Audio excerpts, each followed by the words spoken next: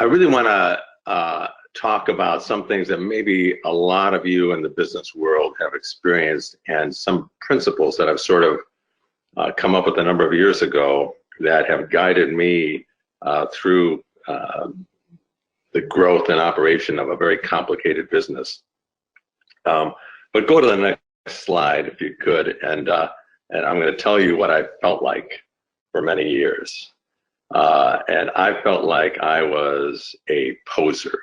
I felt like you ever wear a suit or something and it doesn't fit quite right, or you're dressed up in the wrong way for an event. I felt like for years, 26 years with my company, but for the first number of years, I felt like who I am and what I was doing were not connected together. I felt like a poser, and I came to sort of a crisis where I realized that I could no longer be a different person at home than I am at work. And my opinion is that if that is the case with you, where you feel like you are two different people, then something has gone terribly wrong. We're all called to be the same person no matter where we are: home, family, work, entertainment, and the like. And I felt like that was not the case. So when I came to grips with this, I really came up with 3 life learning objectives that have guided me over time. Here's the first one. Go ahead and change it. You need to build emotional muscle mass.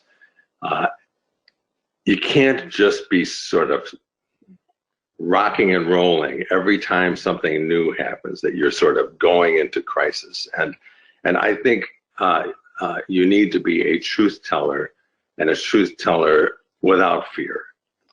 A lot of people in the business world are walking in fear constantly, and truth telling for the sake of truth telling has guided me well.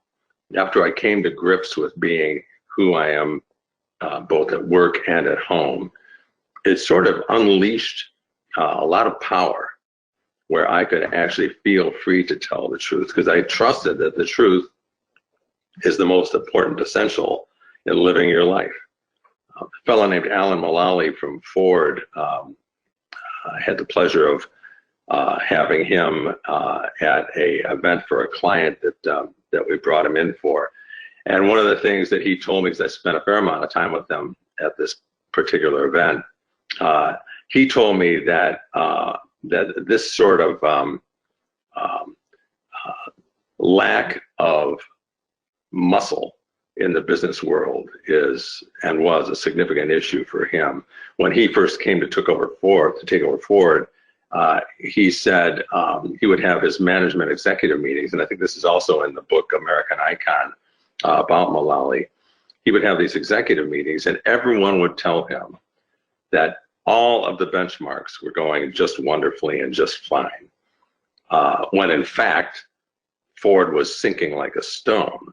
So how do you get green marks in terms of how each business factor is going in an organization while it's sinking? And he finally asked the question, is that it can't all be this rosy. And finally one person, Mark Fields, one day said, look, we're measuring the wrong thing. If you really measure what's important, you would see that we're in deep trouble. So someone had the courage to have the emotional muscle mass to walk in and tell the truth regardless of the ramifications, because the Ford culture before that, as written in that book, was one of fear.